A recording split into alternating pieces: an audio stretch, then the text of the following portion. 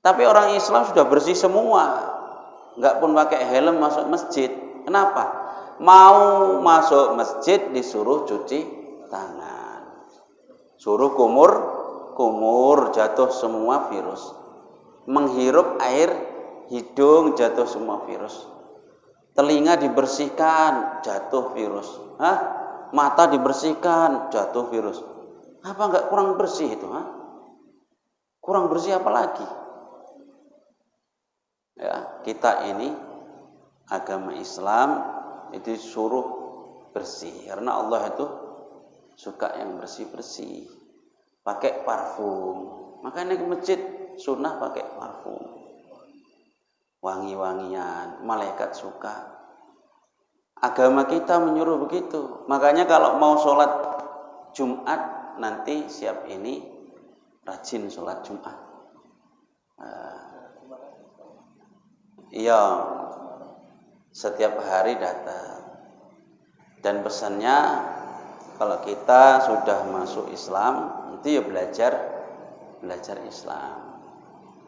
Harus mengetahui rukun Islam itu apa saja, rukun iman apa saja. Belajar, insya Allah nanti Allah kuatkan iman kita. Karena hidayah itu mahal. Tidak bisa dibeli di mana-mana. Hidayah itu Allah langsung yang kasih. Itu orang pilihan. Nggak bisa orang kemudian mau membeli hidayah lah. Nggak bisa. Nabi nggak bisa ngasih hidayah.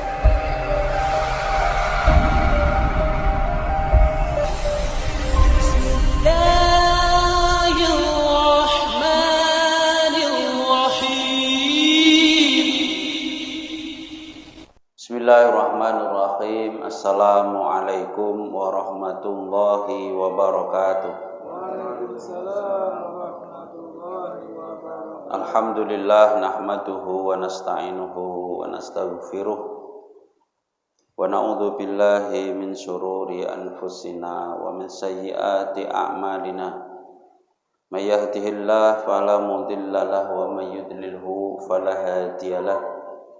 Asyhadu an la ilaha illallah wahdahu la syarika lah wa asyhadu anna sayyidana Muhammadan abduhu wa rasuluhu la nabiyya ba'dah. Allahumma salli ala sayyidina Muhammadin wa ala alihi wa ashabihi ajma'in, amma ba'du. Jemaah yang dimuliakan Allah, marilah kita bersyukur kepada Allah dengan mengucap alhamdulillahirabbil alamin. Atas limpahan nikmat dan karunia-Nya kita bisa melaksanakan sholat Isya pada malam hari ini. Bisa melaksanakan akidah rutin kajian malam Rabu dalam keadaan sehat wal afiat. Semoga Allah selalu berikan kita kesehatan, kenikmatan jasmani dan rohani kita, bisa selalu beribadah melaksanakan perintah-perintah Allah Subhanahu wa ta'ala. Salawat beriring salam semoga selalu tercurah kepada Nabi Muhammad sallallahu alaihi wasallam. Allahumma shalli wa sallim wa barik alaihi, yang selalu kita harapkan syafaatnya di hari kiamat. Jamaah yang muliakan Allah, hidayah adalah milik Allah. Kita tidak bisa membeli. Kita tidak bisa meminta, memaksa. Murni hidayah itu milik Allah Subhanahu wa ta'ala. Sehingga karena ini milik Allah, dari Allah murni, seorang nabi pun tidak bisa memberikan hidayah kepada saudaranya. Nabi Muhammad tidak bisa memberi hidayah kepada pamannya Abu Thalib yang membela perjuangan agama Islam. Karena hidayah milik Allah, Nabi Lot tidak bisa memberikan hidayah kepada istrinya, karena hidayah milik Allah. Nabi Nuh tidak bisa memberikan hidayah kepada putranya Kan'an. Nabi Ibrahim tidak bisa memberikan hidayah kepada ayahnya Azar. Maka yang harus kita ambil hikmahnya adalah marilah bersyukur atas hidayah yang Allah berikan kepada kita semua. Mungkin kalau kita saat ini berada di masjid, bisa melaksanakan sholat, bisa duduk bersama orang-orang soleh, itu biasa. Karena setiap hari sudah kita lakukan seperti ini, tidak terasa. Tapi bagi orang yang baru menemukan hidayah, itu adalah nikmat yang sangat luar biasa. Terasa berbeda. Maka nikmat ini kita bisa iman, kita bisa Islam, itu merupakan nikmat yang paling besar. Allah kasih manusia ini hati. Itu adalah nikmat yang besar. Tapi ada nikmat di balik nikmat Allah kasih hati itu. Hati Allah beri iman. Hati Allah beri iman. Itu nikmat yang lebih besar. Allah berikan kita telinga. Itu nikmat. Tapi ada yang lebih nikmat lagi. Telinga bisa mendengar. Kita nggak sadari nih, karena setiap hari sudah bisa mendengar. Allah kasih kita mata. Ini nikmat yang besar. Tapi ada nikmat yang lebih besar, yaitu Allah izinkan mata ini bisa melihat. Allah berikan kita kaki semua. Ini nikmat yang besar. Nikmat yang lebih besar lagi, Allah jadikan kaki ini bisa melangkah. Maka harus kita syukuri nikmat yang ada, nikmat yang nampak, dan nikmat yang lembut yang tidak nampak. Jamaah yang dimuliakan Allah, sebentar lagi kita akan menyaksikan, sama-sama bersaksi untuk saudara kita yang akan bersyahadat dan masuk Islam. Sini lah, nggak apa.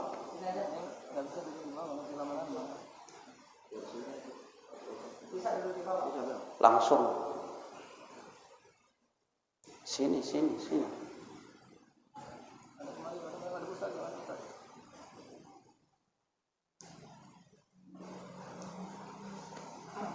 Bismillahirrahmanirrahim.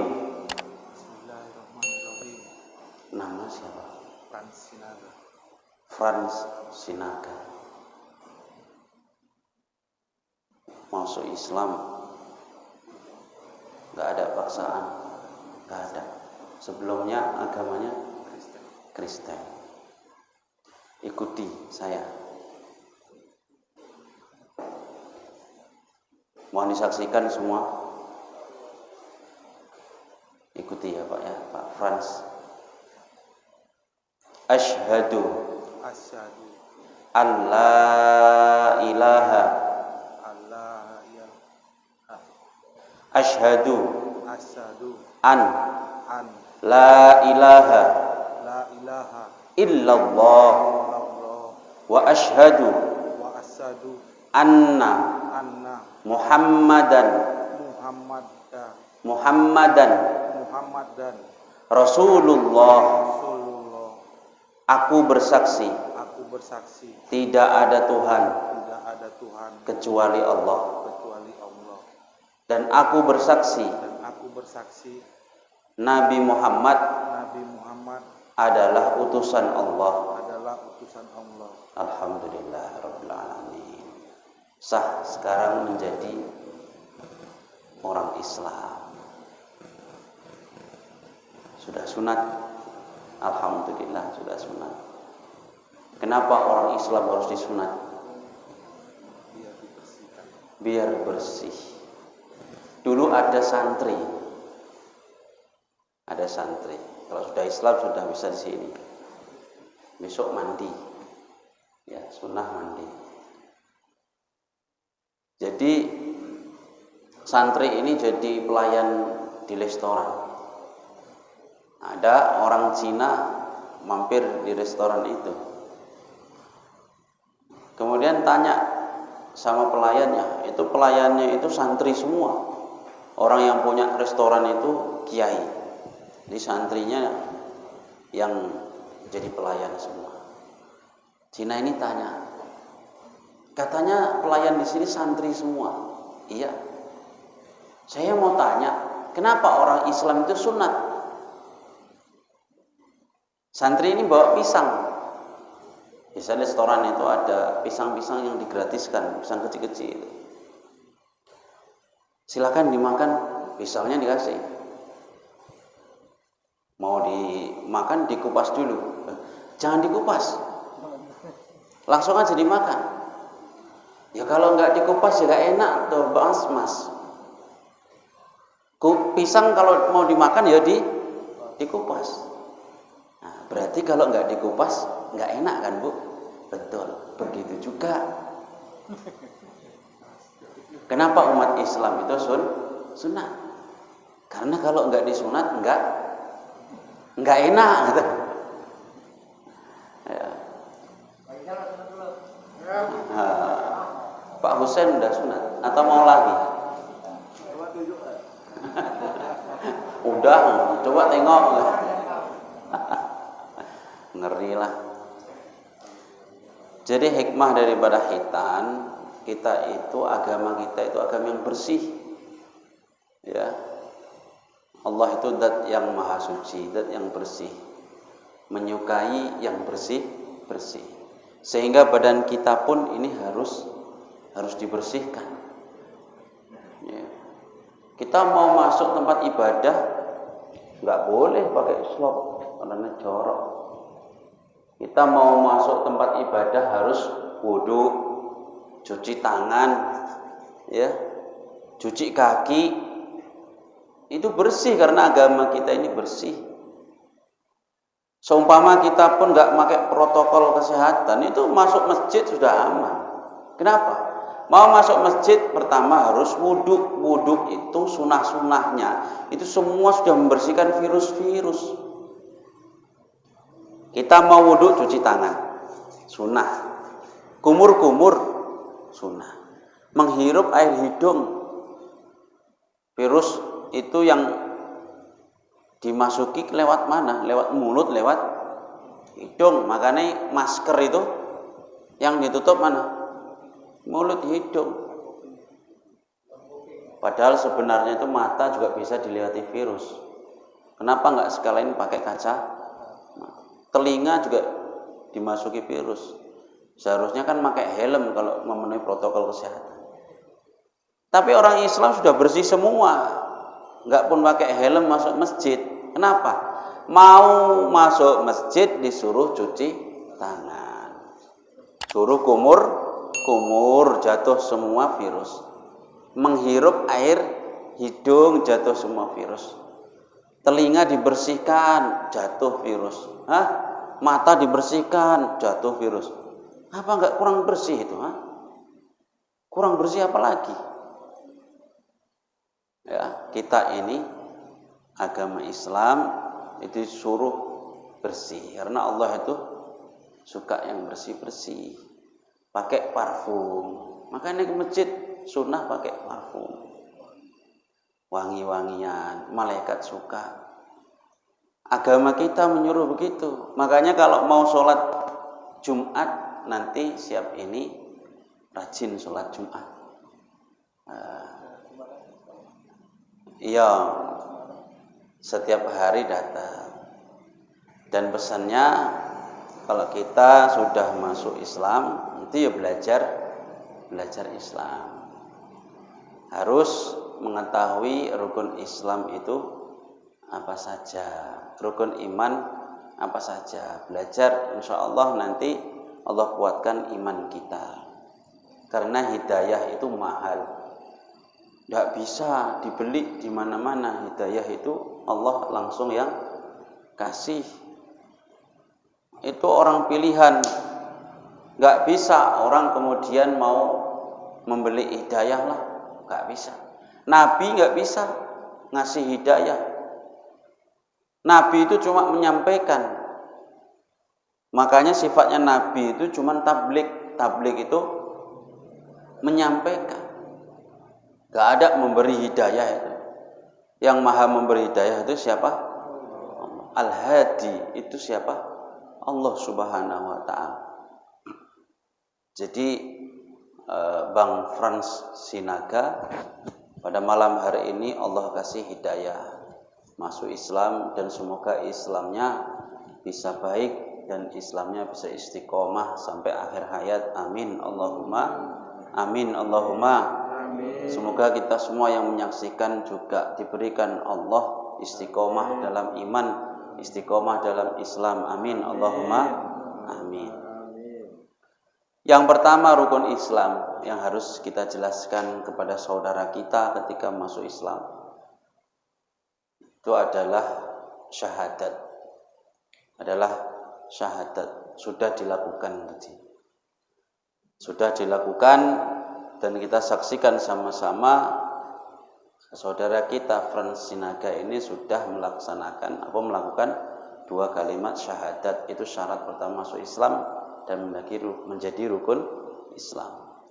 Yang kedua adalah sholat. Insyaallah dengan berjalan waktu setiap hari harus belajar sholat. Belajar bagaimana tata cara sholat. Belajar bagaimana doa-doa sholat. Ya, tidak boleh kita sudah masuk Islam kemudian tidak belajar sholat, tidak belajar ilmu agama Islam, tidak boleh. Karena kalau kita sudah komitmen masuk Islam, supaya mengiring keimanan kita, keislaman kita supaya kuat, itu harus diiringi dengan ilmu agama. Sebagai syarat orang bertaubat pun satu adalah selain berhenti melakukan dosa, yang kedua harus salah satunya harus mencari ilmu agama. Ya. Tidak disebut orang yang bertaubat orang yang tidak mau belajar ilmu agama. Tidak sah taubatnya seseorang kalau tidak belajar ilmu agama. Makanya orang bilang saya taubat tapi nggak belajar agama, nggak bisa. Maka kita harus kasih tahu ke saudara-saudara kita yang mualaf. Kemudian sholat ini tidak hanya sholat ikut sholat. Sholat itu ada syarat dan rukun sholat. Sebelum sholat harus tahu bagaimana supaya sholat ini sah. Salah satunya tadi adalah dengan sunat yang sudah dilakukan. Yang tujuan khitan atau sunat itu membersihkan najis yang ada di dalam apa bahasanya itu? Helm. Kok pucuke senjata kok apa jenenge ngene? Goplok. Itu kalau tidak diambil tutupnya, itu sisa-sisa kencing itu ngumpul di situ. Itu namanya masih belum suci. Dan itu najis. Sisa-sisa kencing kalau ngumpul di pinggir itu najis. Sehingga saking bersihnya agama Islam ini harus dibersihkan dulu. Kalau enggak, sholat tidak sah. Nah, sudah begitu rasanya pun kurang enak kata santrinya tadi ya. Kayak makan pisang itu harus dikupas. Kalau enggak dikupas, enggak enak. Makanya kita harus membersihkan najis ini dulu. Dengan cara apa? Sunat. Kemudian kita harus tahu tata cara wudhu. Nah, nanti belajar wudhu juga. Atau sudah pernah belajar sebelumnya? Dalam tadi nanti belajar bisa nanti lewat YouTube cara berwudu. Bisa. Nanti kalau kurang jelas tanya sama Ustadz, sini ada yang jaga masjid sudah siap sholat 5 waktu, tanya sama Ustadz, ada Ustadz Yusuf yang jaga di sini. Nanti tanya-tanya tentang bagaimana cara beribadah. Ada 2 Yusuf ya. Iya.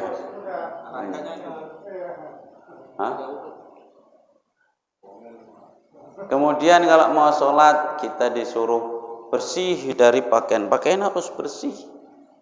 Yang kita kenakan sarung, celana, pakaian.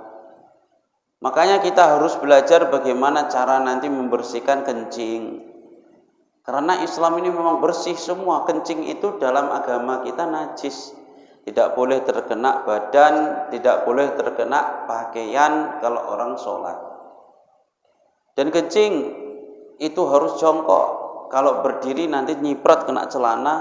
Kita mau sholat, kalau celana kita kena najis nggak boleh dipakai sholat. Makanya kencingnya jongkok dan cepok. Kencingnya cepok. Ada anak-anak saya tanya, siapa yang kencingnya berdiri? Saya Ustaz, semua ngacung tak berdiri.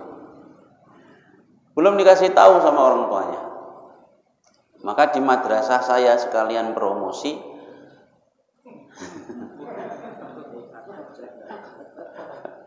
Sekalian promosi di madrasah saya itu anak-anak itu saya ajari kencing. Kencing jongkok, ya. Ustadz, jongkok kan perempuan katanya. Laki-laki kan berdiri kencingnya. Nah, laki-laki pun kencingnya juga jongkok. Kenapa jongkok? Kalau berdiri nanti celananya kena najis. Ustadz, kalau berdiri celananya dilepas kan nggak kena najis. Tapi kan badannya, paha-pahanya kena najis. Kalau disiram semua Ustadz, berarti kan dilepas semua gini kan. Walaupun dilepas semua, kalau kencing berdiri itu nggak bersih. Ya, di kantong kemih itu nggak bersih. Keluar semua nggak bisa. Tapi kalau jongkok dengan caranya kencing itu bisa keluar semua. Nah, itu nanti belajar di sini sama ustadznya. Dan itu harus kita benar-benar pelajari karena itu mendukung bagusnya sholat kita. Kita harus serius sama-sama mendukung, harus peduli. Kalau nanti Pak Frans ini kok nampak kurang aktif di silaturahim, dijenguk, ayo datang ke masjid, nggak apa-apa ya nanti ya, datang ke masjid belajar, nggak usah malu,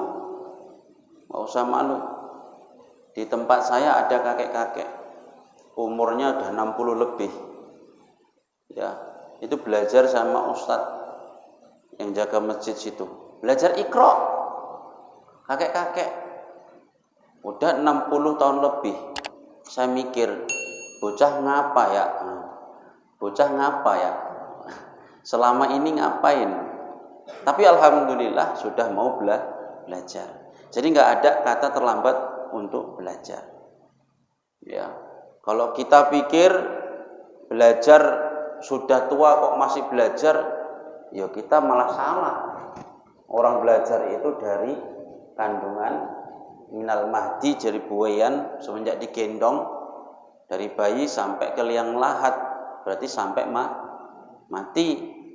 Berarti kalaupun sudah tua itu masih wajib belajar.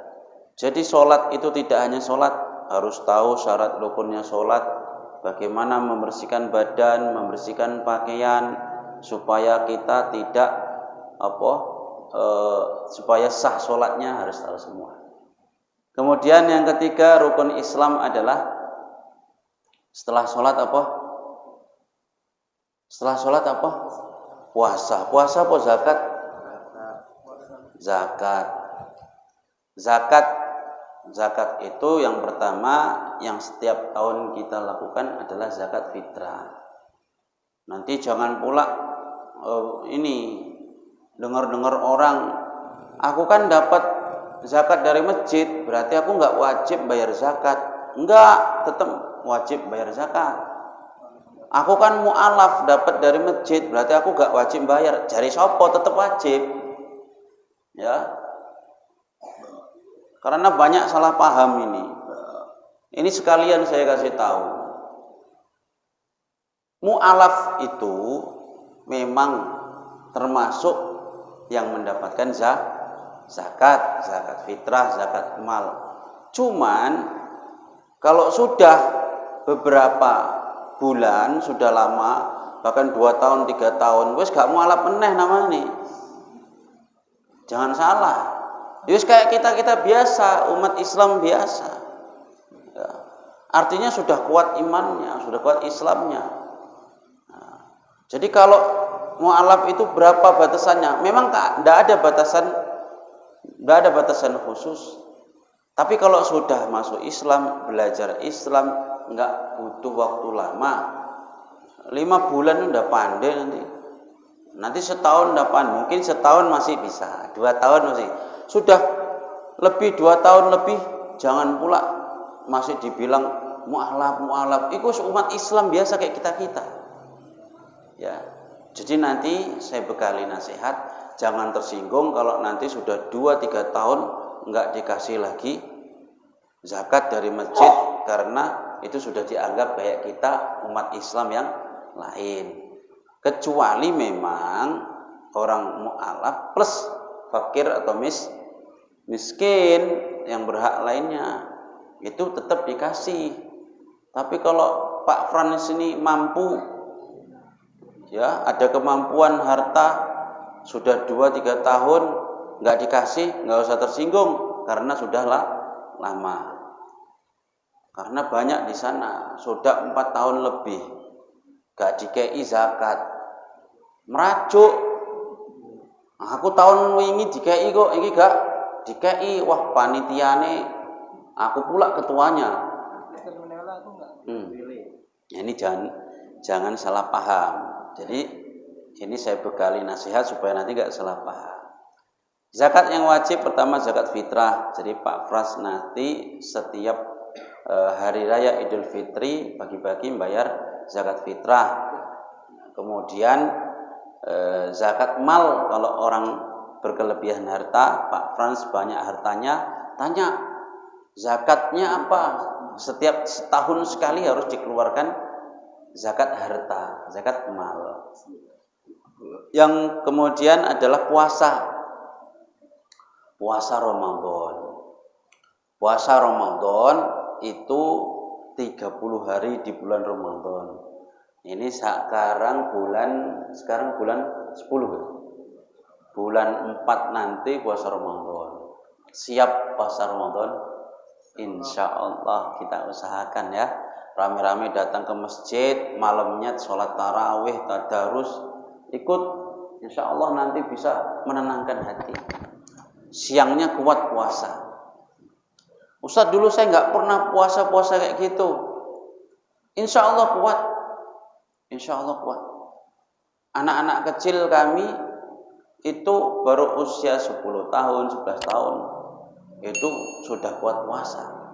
Nah, mungkin hari pertama itu lemes, nanti sudah kedua, ketiga, insya Allah sudah biasa. Yang terakhir adalah haji. Haji itu pergi ke Mekah, ke Baitullah, yaitu haji. Nanti kalau ada kelebihan harta harus punya niat untuk pergi haji. Nah, jadi kalau nanti sudah haji panggilannya sudah beda, Bang Haji Frans, nah, begitu. Kalau berkelebihan harta dan mampu untuk haji, wajib haji. Kalau tidak mampu, tidak wajib. Itu adalah rukun-rukun Islam. Selanjutnya kita harus tahu bahwa Nabi Muhammad ini yang paling inti. Nabi Muhammad itu adalah manusia, bukan malaikat, bukan Tuhan. Nabi Muhammad itu utusan Allah. Utusan Allah itu yang wajib kita ketahui ada 25. Ya, yang disebutkan dalam Al-Qur'an itu 25. Nabi Adam, Idris, Nuh, Hud, Soleh, Ibrahim, sampai Nabi Isa, Nabi Muhammad Sallallahu Alaihi Wasallam. Itu semua manusia-manusia yang diberi Allah wahyu untuk disampaikan kepada manusia yang lain. Jadi jangan salah, ya, Nabi kita Nabi Muhammad. Ustadz, kalau misalkan saya percayanya Nabi Musa gimana? Saya kurang yakin sama Nabi Isa sama Nabi Muhammad, nggak boleh. Saya percaya sama Nabi Muhammad, tapi nggak percaya sama Nabi Nuh, Nabi Ibrahim, itu bukan Nabi, nggak boleh. Agama kita Islam itu meyakini semua, ya, semua dari Nabi Adam sampai Nabi Muhammad yang 25 itu yakini sebagai manusia yang Allah beri wahyu. Wahyu itu apa sih? Wahyu itu kayak semacam perintah. Nah, ini sampaikan ke umat dalam bentuk kalimat. Kalau misalkan Nabi Muhammad itu wahyunya berupa Al-Qur'an. Kitab suci kita namanya Al-Qur'an. Kalau kitab sucinya Nabi Isa diberikan kepada Nabi Isa namanya Injil. Kalau kitab suci Nabi Zabur, Nabi Dawud adalah kitab suci Zabur. Kalau kepada Nabi Musa adalah kitab suci Taurat. Nah, kita harus belajari Al-Quran juga. Pertama, kita yakin bahwa Nabi kita adalah Nabi Muhammad. Dan Nabi-Nabi yang lain harus kita yakini. Tidak boleh pilih-pilih. Itu agama kita. Nah, kalau agama lain mungkin saya nggak percaya Muhammad itu Nabi, begitu. Kalau agama kita tidak boleh. Mulai Nabi Adam sampai Nabi Muhammad itu semua adalah Nabi, manusia yang Allah utus untuk menyebarkan agama Islam. Agama dari sejak Nabi Adam sampai akhir hari kiamat itu agama Islam. Nabi Adam agamanya Islam, Nabi Nuh juga Islam, Nabi Hud, Soleh, semua agama itu agama Islam. Sampai Nabi Muhammad agamanya juga Islam. Ya. Yang disampaikan itu cuma satu. Nabi Adam juga menyampaikan la ilaha illallah. Ya. Tidak ada Tuhan selain Allah. Nabi Nuh juga menyampaikan kepada kaumnya, kepada umatnya, la ilaha illallah, tidak ada Tuhan selain Allah, sembahlah Allah. Begitu juga Nabi Ibrahim, Nabi Musa, Nabi Ilyas, semua nabi-nabi itu tugasnya cuma menyampaikan la ilaha illallah. Adapun syariat-syariat yang lain ibadah itu tambahan-tambahan. Inti dari Allah utus para nabi itu untuk menyampaikan kalimat la ilaha illallah, tidak ada Tuhan selain Allah. Karena nanti kita mati yang kita bawa itu la ilaha illallah. Barang siapa kok akhir kalimatnya sebelum mati la ilaha illallah, masuk surga, dakhalal jannah. Maka setiap nabi Allah tugaskan, sampaikan la ilaha illallah kepada umatmu. Nabi Nuh juga disuruh, sampaikan la ilaha illallah kepada umatmu. Kepada Nabi Soleh, sampaikan la ilaha illallah kepada umatmu. Tidak ada Tuhan selain Allah. Tidak ada Tuhan selain Allah. Itu mulai Nabi Adam diturunkan di bumi ini sampai hari kiamat. Itu nabi-nabi tugasnya cuma menyampaikan tidak ada Tuhan selain Allah. Lalu manusia banyak godaannya. Namanya manusia kan ada yang tergoda setan, tergoda iblis, ada yang menyembah batu, ada yang menyembah pohon, ada yang menyembah manusia, ada yang menyembah patung. Itu godaan iblis semua. Karena iblis sudah berjanji akan menyesatkan anak cucu Adam. Padahal perintahnya Allah, la ilaha illallah, tidak ada Tuhan selain Allah. Itulah Allah kenapa utus para nabi, para rasul. Tujuannya untuk menyampaikan la ilaha illallah. Tidak ada Tuhan selain Allah yang kita baca tadi. Nabi Isa juga disuruh, sampaikan kepada umatmu wahai Nabi Isa, tidak ada Tuhan selain Allah. Aku ini Nabi Isa hanya utusan Allah. Aku ini manusia kayak kalian, bukan Tuhan. Tidak ada Tuhan selain Allah. Nabi Musa juga begitu. Nabi Musa, Nabi Isa, Nabi Muhammad pun juga begitu. Dan Nabi Muhammad adalah Nabi yang terakhir. Tidak ada Nabi setelah Nabi Muhammad. Seluruh manusia itu wajib mengikuti Nabi Muhammad. Kalau Nabi sebelum Nabi Muhammad itu diutus, misalkan kok di Thailand, ya, nabi-nabi sebelum Nabi Muhammad itu cukup untuk orang Thailand saja, umatnya saja.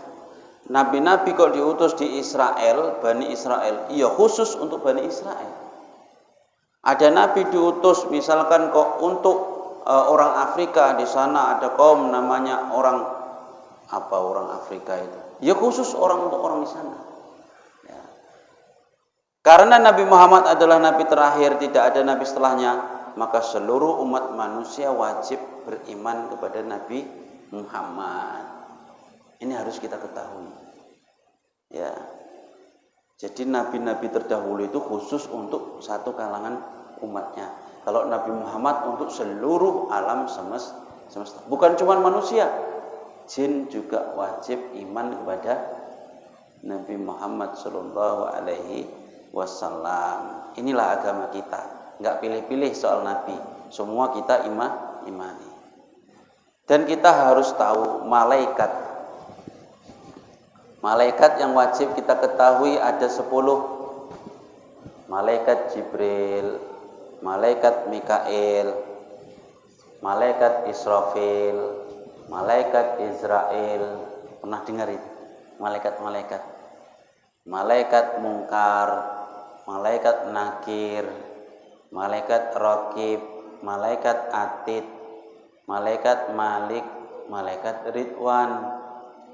Sebenarnya malaikat itu banyak, tapi yang disebut dalam Al-Quran, dalam hadis yang wajib kita ketahui cuman 10. Ya kalau disuruh ngapalkan semua kita tidak sanggup. Malaikat itu Allah ciptakan miliaran dan berapa jumlahnya hanya Allah yang tahu. Cuman yang disebut dalam Al-Quran itu yang wajib kita hafal dan kita ketahui. Malaikat Jibril tugasnya menyampaikan wahyu. Malaikat Mikail membagi rezeki. Malaikat Israfil meniup sangkakala. Malaikat Israel mencabut nyawa. Dan malaikat itu makhluknya Allah, tidak sama kayak kita manusia. Tercipta dari cahaya, tidak minum, tidak makan, tidak punya nafsu, tidak berjenis kelamin.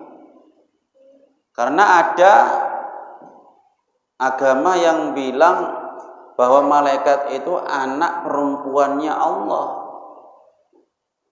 Ada yang bilang kayak gitu. Malaikat dibilangnya anak perempuan. Kalau nabi-nabi itu anak laki-lakinya.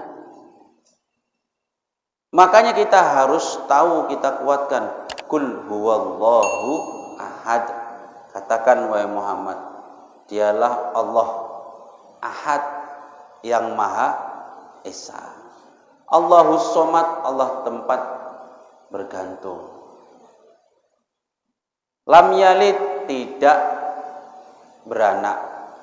Lam yulad, tidak diperanakkan. Walam yakul lahu kufuwan ahad, tidak ada yang sebanding dengan Allah seorang pun. Lam yalid, tidak beranak. Lam yulad, tidak diperanakkan. Ya. Allah tidak beranak dan tidak diperanakkan. Ini keyakinan kita. Kita harus tahu. Banyak-banyak baca Kemudian harus kita yakini adalah Nabi Muhammad itu seorang nabi dan manusia, bukan malaikat, bukan Tuhan. Bedanya kita sama malaikat, kalau kita itu diciptakan Allah dari manusia, dari tanah. Kalau malaikat dari cahaya. Kalau jin itu dari api.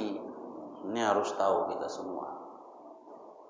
Kemudian kita harus tahu, ya, di dalam agama kita meyakini 4 kitab suci. Ya, ini kita harus yakini semua. Tidak boleh pilih-pilih. Ya, Taurat, Zabur, Injil, Al-Quran. Cuman karena Nabi kita adalah Nabi Muhammad, maka yang kita pelajari adalah Al-Quran. Nabi Muhammad pernah bilang, kalau misalnya Nabi Musa itu masih hidup, sungguh Musa itu akan mengikuti syariatku. Nabi Musa pun pasti akan mengikuti syariatku. Buktinya nanti Nabi Isa yang Allah angkat ketika dikejar-kejar orang Bani Israel, mau dibunuh, mau disalib, Nabi Isa itu Allah angkat. Nanti tugasnya Nabi Isa di akhir zaman diturunkan balik untuk membunuh Dajjal. Sudah pernah dengar Dajjal? Nanti akan Allah munculkan untuk menguji keimanan seluruh umat manusia di akhir zaman. Siapa yang ikut Dajjal akan masuk neraka. Siapa yang tidak ngikut Dajjal akan selamat. Nabi Isa akan diturunkan balik. Loh, Nabi katanya tidak ada Nabi setelah Nabi Isa, setelah Nabi Muhammad. Kok Nabi Isa kan Nabi, ada Nabinya. Ini Nabi Isa itu bukan Nabi baru. Tapi Nabi Isa ini Nabi sebelum Nabi Muhammad sudah pernah diutus. Dan Nabi Isa diturunkan kembali bukan membawa syariat baru. Tapi Nabi Isa nanti diturunkan tugasnya membunuh Dajjal dan syariatnya mengikuti Nabi Muhammad. Tata cara ibadahnya semua mengikuti Nabi Muhammad. Sholatnya ya 5 waktu podo. Karena memang tidak membawa syariat lagi. Tugasnya hanya untuk membunuh Dajjal. Yang harus kita yakini adalah Nabi Isa tidak disalib, tapi Nabi Isa adalah diangkat Allah. Sekarang masih di langit. Ya, diberi Allah rezeki di sana. Nanti pas waktunya akan diturunkan tugasnya untuk membunuh Dajjal. Saya yakin Bang Fras ini sebelumnya sudah banyak belajar, ya kan? Nggak mungkin orang mau masuk Islam belum belajar mestinya. Tapi untuk yang lebih detailnya perlu belajar setiap hari. Tidak boleh kita di rumah terus, harus kumpul sesama jamaah dan tanya-tanya supaya tahu bagaimana sih masyarakat di sini, umat Islam di sini. Sering kumpul itu akan memudahkan kita untuk belajar ilmu agama. Nah, kemudian apalagi yang harus kita ketahui? Keluarga Nabi Muhammad. Kenapa kok kita umat Islam harus belajar kayak sifat-sifat Nabi, keluarga Nabi, supaya tahu bahwa Nabi Muhammad itu manusia. Ya. Banyak umat terdahulu itu kemudian gagal menganggap bahwa utusan Allah, Nabi itu ya kayak Tuhan juga. Orang yang suci, yang tak bisa mati, yang pokoknya hebat. Itu pemahaman mereka. Sehingga ketika Rasul-Rasul dulu ada yang meninggal, itu banyak yang keluar dari agama. Karena mereka dari awal tauhidnya belum matang. Maka kita harus belajar orang Islam ini. Keluarga Nabi harus kita ketahui. Oh, ternyata Nabi Rasulullah Nabi Muhammad ini sama kayak kita manusia, punya keluarga, punya istri, punya anak. Itu harus kita pelajari. Nah, untuk hal-hal seperti itu yang lebih detailnya itu perlu belajar nanti step by step, ya, bertahap-bertahap. Yang penting harus punya kemampuan kuat, kemauan kuat untuk selalu belajar. Jangan nanti ada malasnya istilahnya terus nggak mau belajar lagi, terus belajar. Sampai kapan Ustaz? Sampai mati. Saya setiap hari belajar baca buku. Ya. Karena belajar itu mulai dari buayan sampai liang lahat. Ya. Belajar tentang Islam. Demikian, semoga kita semua pun dibimbing oleh Allah agar memiliki iman dan Islam yang istiqomah sampai akhir hayat kita, dan kita sama-sama mendoakan agar Islamnya saudara kita Frans Sinaga ini bisa istiqomah, imannya menjadi kuat dan sampai akhir hayat. Amin, Allahumma amin. Apa?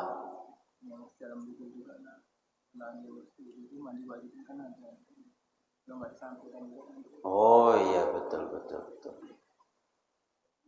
Karena ini mau menikah, Bang Pras ini, jadi nanti harus tahu bagaimana tata caranya. Belajar lagi apapun yang berhubungan dengan pernikahan. Salah satunya seperti bagaimana cara mensucikan diri setelah berhubungan badan. Kalau kita di orang Islam ada namanya mandi wajib. Setelah berhubungan badan itu kita mandi, niatnya mandi membersihkan hadas besar. Ya. Jadi pagi-pagi itu mandi sebelum sholat subuh. Nggak boleh kita sholat subuh kalau belum mandi, habis berhubungan. Jadi mandi dulu. Saya mandi, niatnya kayak mana saat bahasa Indonesia nggak masalah. Aku niat mandi menghilangkan hadas besar dari badanku. Nah, mandi semua rata seluruh badan. Itu yang paling mudah begitu. Kalau sudah mandi, wudu, baru boleh sholat. Kalau belum mandi, tidak boleh sholat. Itu paling mudah begitu. Nanti minta diajari sama istri juga bisa, minta diajari. Nanti lebih jelasnya lagi, nanti belajar lagi sama ustaz. Apalagi yang kira-kira perlu disampaikan? Biar disampaikan.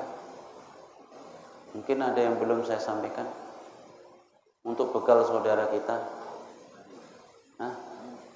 Sudah? Ustaz Usuf menyampaikan.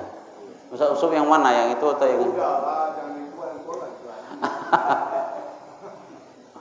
Yang tua itu doana yang mustajab, tinggal doa saja.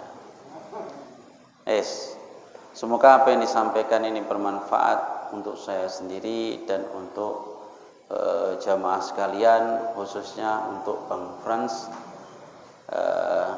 Mari kita berdoa bersama-sama untuk menutup ngaji pada malam hari ini agar diberi ilmu yang manfaat. Amin. Allahumma